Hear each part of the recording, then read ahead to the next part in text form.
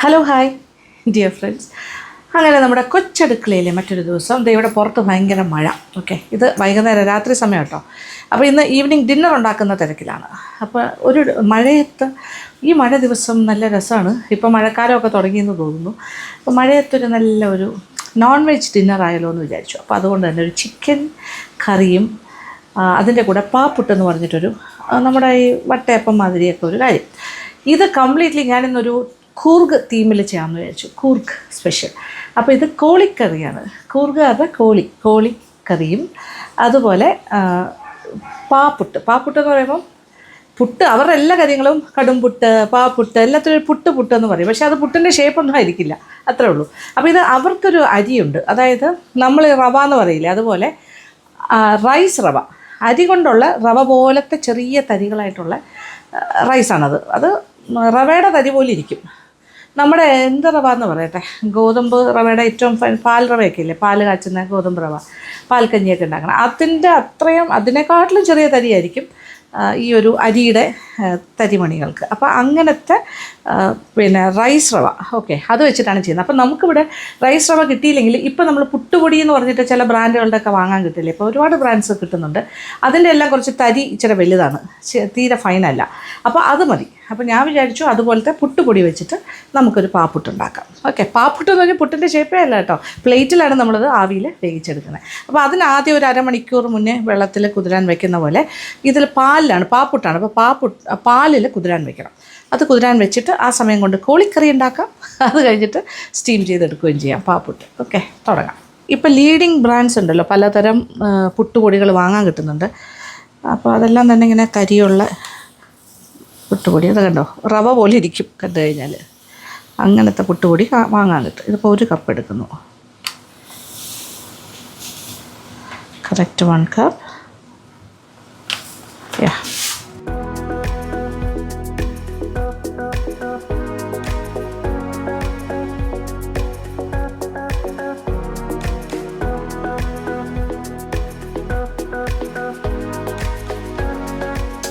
നന്നായിട്ട് മിക്സ് ചെയ്തിട്ട് ഒരു സൈഡിലേക്ക് അടച്ച് വയ്ക്കാം. അപ്പോൾ ഇത് കുതിർന്ന് റെഡി ആയിട്ടിരിക്കും.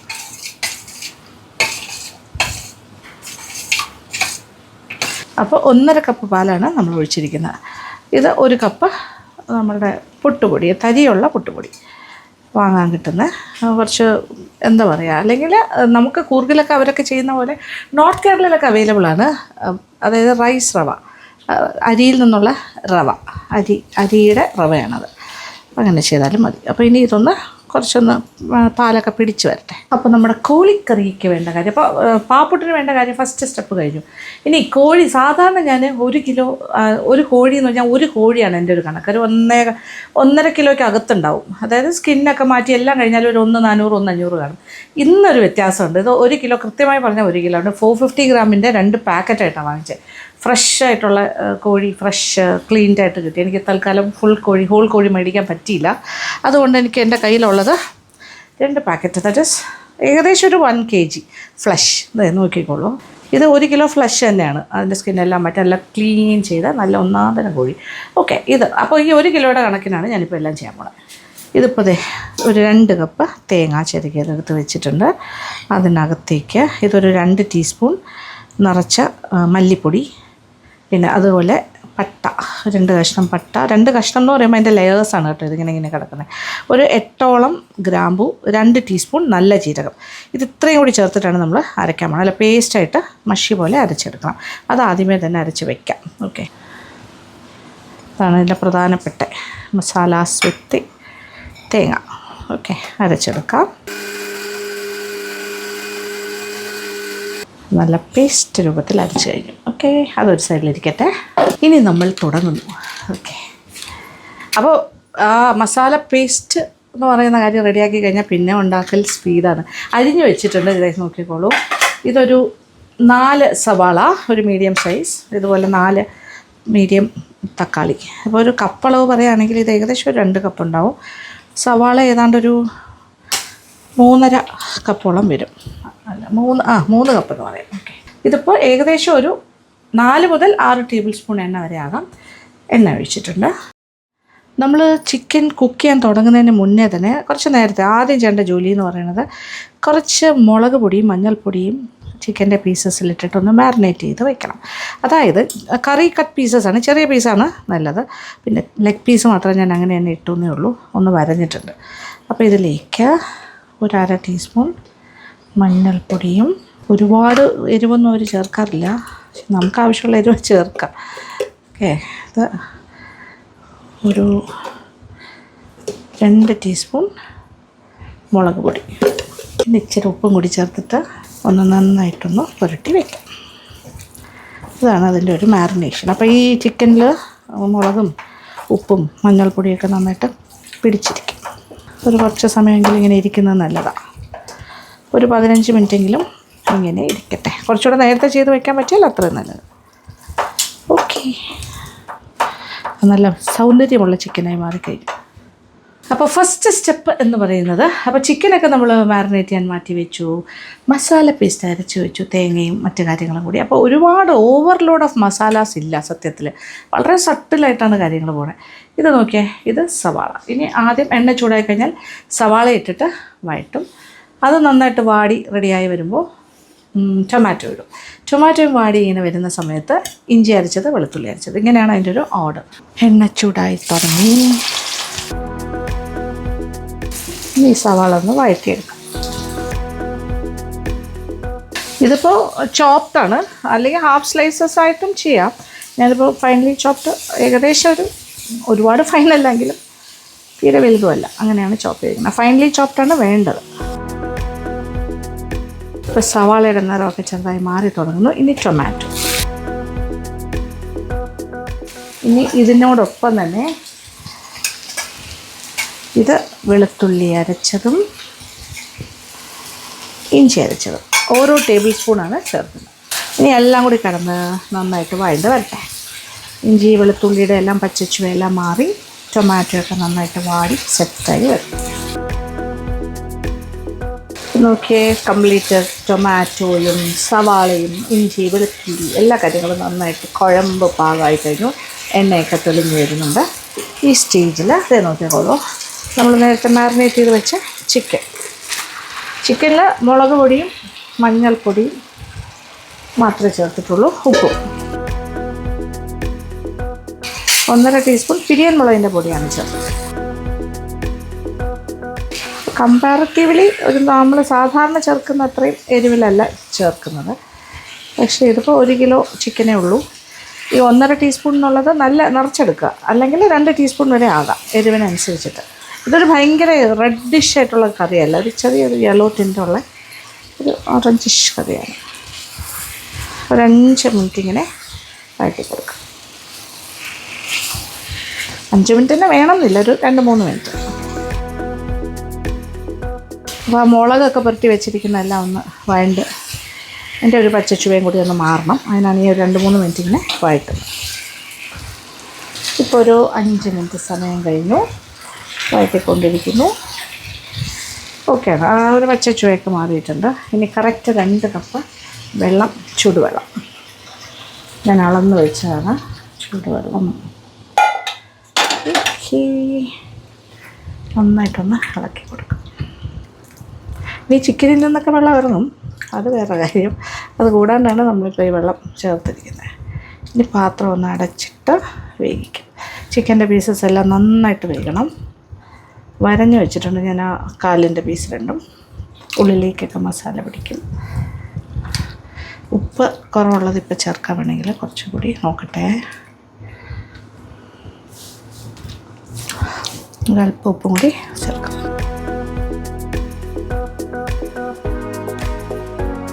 ഇതിലേക്ക് 2 പച്ചമുളക് കൂടി ചേർക്കുന്നു, മുറിച്ചിടാം. അപ്പോൾ എരിവ് ഞാൻ പറഞ്ഞല്ലോ, ഇത് ഒരുപാട് എരിവുള്ളൊരു കറിയല്ല, പക്ഷെ നിങ്ങളുടെ ഇഷ്ടത്തിന് എരിവ് ചേർക്കാം. ഇതിപ്പോൾ ജസ്റ്റ് 2 വലിയ പച്ചമുളക് 4ആയിട്ട് മുറിച്ചിട്ട്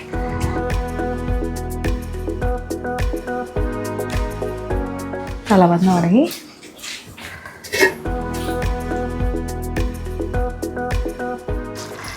നോക്കിക്കോളൂ, കഷ്ണങ്ങളൊക്കെ പാകത്തിന് വെന്തിട്ടുണ്ട്. നമ്മൾ 2 കപ്പ് വെള്ളമാണ് ഒഴിച്ചിരുന്നത്. അതെല്ലാം ഏതാണ്ട് ഒരു കുറച്ചൊക്കെ വെള്ളം വറ്റി, പക്ഷെ ചാറുണ്ട്. ഇനി ഇത് തിക്കാവും. തേങ്ങ അരച്ചത് ചേർക്കും. തേങ്ങയുടെ മസാല, ഇതിൽ കാര്യങ്ങൾ അറിയാമല്ലോ, ഇതിൽ പട്ടയും ഗ്രാമ്പും ഉണ്ട്.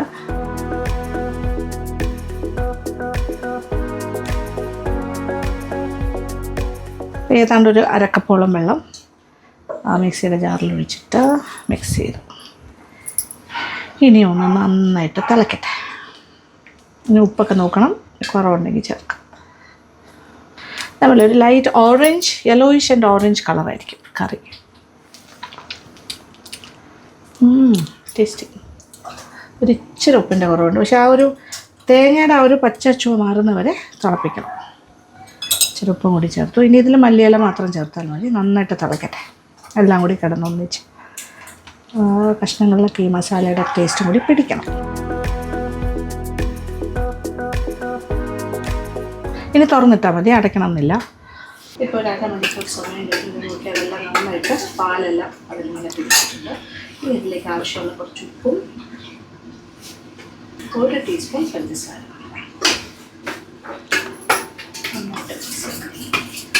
കുറച്ച് തേങ്ങ, ഒരു 4-5 ടേബിൾ സ്പൂൺ. അപ്പോൾ ഇതിൽ തേങ്ങ ഒരു 1/4 കപ്പ് മുതൽ അര കപ്പ് വരെ ആയാലും കുഴപ്പമില്ല. 3 to 4 ടേബിൾ സ്പൂൺ ചേർക്കാം. പിന്നെ ഇച്ചിരി ഉപ്പ്, 1 ടീസ്പൂൺ പഞ്ചസാര, എല്ലാം കൂടി മിക്സ് ചെയ്തു. ഇനി നമുക്കിത് സ്റ്റീമറിൽ വെച്ചിട്ടാണ് വേവിക്കേണ്ടത്. അപ്പോൾ ഇതൊരു പ്ലേറ്റിലേക്ക്, ഇതിപ്പോൾ നെയ്യ് തടവിയ പ്ലേറ്റാണ്, അതിലേക്ക് മാറ്റുന്നു.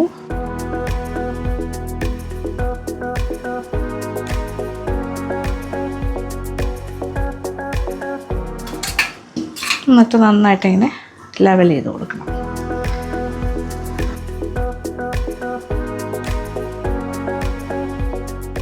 കുടുമുളുണ്ട് ഇവിടെ.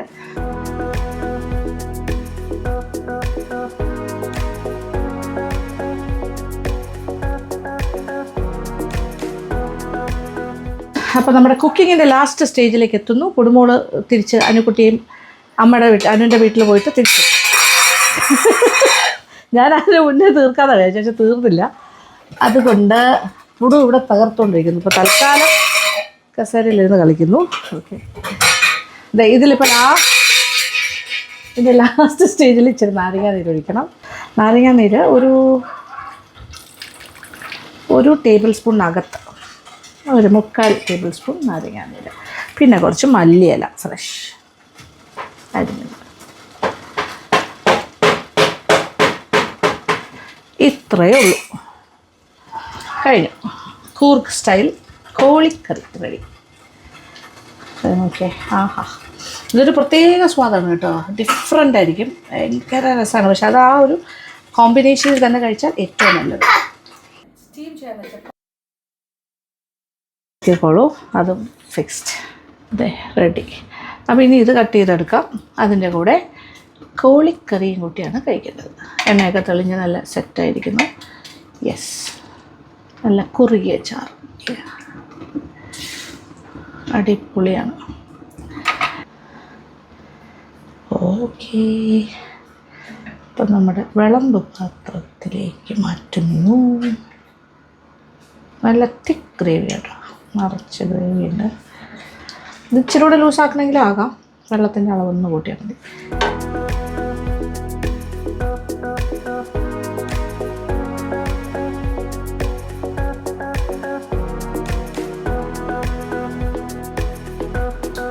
കടം പറയാലോ, എന്താ ടേസ്റ്റ്, അടിപൊളി, സൂപ്പർബാണ്.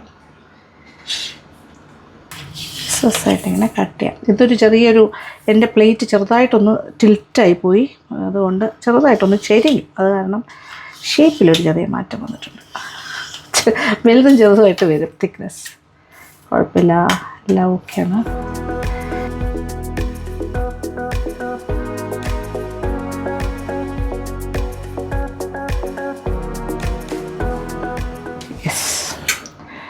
അടിപൊളിയായിട്ട് കിട്ടിയിട്ടുണ്ട്.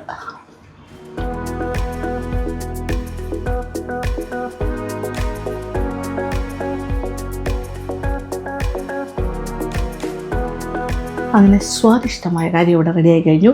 നമ്മളിന്ന് കേരളത്തിലാണെങ്കിലും കൂർഗ് സ്റ്റൈൽ ഫുഡാണ് കഴിക്കാൻ പോണേ. ഇന്നത്തെ ഡിന്നർ കുശാൽ എന്ത് ടേസ്റ്റാണ്. ഞാൻ പറഞ്ഞാൽ വെറുതെ ആണെന്ന് വിചാരിക്കരുത്, ഉണ്ടാക്കി കഴിച്ച് നോക്കണം. എനിക്കതല്ലേ ചെയ്ത് തരാൻ പറ്റുള്ളൂ, എനിക്ക് തരാൻ പറ്റില്ലല്ലോ ഷെയർ ചെയ്യാൻ. അങ്ങനെ ഇപ്പോൾ റെസിപ്പി ഷെയർ ചെയ്യാൻ പറ്റും, ഉണ്ടാക്കി കാണിച്ചു തരാൻ പറ്റും, പക്ഷെ നിങ്ങൾ തന്നെ ഉണ്ടാക്കേണ്ടി വരും. അപ്പോൾ ഇത് നോക്കും എന്ത് ടേസ്റ്റാണ്. ഇത് പാൽപുട്ട് എന്ന് പറഞ്ഞാൽ പാൽപുട്ട് എന്ന് പറഞ്ഞാൽ ശരിക്കും ഒരു പാൽപുട്ട്. നമ്മൾ പുട്ട് പാലൊഴിച്ച് കുഴച്ച് സ്റ്റീം ചെയ്ത് കഴിക്കുമ്പോൾ ആ ഒരു ടേസ്റ്റ് എന്താണെന്ന് എനിക്ക് പറഞ്ഞാൽ അറിയില്ല. ഒരു പാൽപുട്ട് കഴിക്കുന്നതിൻ്റെ ഏറ്റവും എക്സ്ട്രീമായിട്ടുള്ള നല്ല ടേസ്റ്റാണ്. അടിപൊളി എന്ന് പറഞ്ഞാൽ ഗംഭീരമാണ് പാപ്പുട്ട്. അപ്പോൾ പാപ്പുട്ടിൻ്റെ കൂടെയും കഴിക്കാം, പിന്നെ അവരുടെ തന്നെ അക്കി റോട്ടിയുടെ കൂടെ കഴിക്കാം, പിന്നെ മറ്റേ കൊഴുക്കട്ട പോലെയുള്ള മറ്റേ കടുംപുട്ടിൻ്റെ കൂടെയും എല്ലാത്തിൻ്റെ കൂടെയും കോഴിക്കറി കോമൺ ആണ്, വളരെ എല്ലാവർക്കും ഇഷ്ടം. പിന്നെ വെജിറ്റേറിയൻ ആയിട്ടുള്ള കറികളുടെ കൂടെ പല ടൈപ്പ് ഓഫ് കുറുമാസ് ഉണ്ട്. അത് ഏത് കുറുമ, ഇതേ കാര്യം തന്നെ നിങ്ങൾക്ക് നോൺ വെജ് മാറ്റിയിട്ട് വെജിറ്റേറിയൻ മിക്സ്ഡ് വെജിറ്റബിൾ വെച്ചോ, കോളിഫ്ലവർ വെച്ചിട്ടോ, ബ്രിഞ്ചോളോ അങ്ങനെ എല്ലാം കൂടെ കോമ്പിനേഷനിൽ വെച്ചിട്ടോ ഒക്കെ ചെയ്ത് നോക്കാം കേട്ടോ. അങ്ങനെ വേണമെങ്കിലും ചെയ്യാം. ഓക്കെ, ഇത് നോക്കിക്കോളൂ. ഞാൻ കഴിക്കാൻ പോകുന്നു. ഞാൻ ഒരുപാടൊന്നും കഴിക്കുന്നില്ലെങ്കിലും യെസ്, ഇത് 2 ഒരു കുഞ്ഞു പീസ് തപ്പിയിട്ട് കിട്ടുന്നില്ല, എല്ലാം വലുതാണല്ലോ കയ്യിൽ തടയുന്നത്. ഓക്കെ,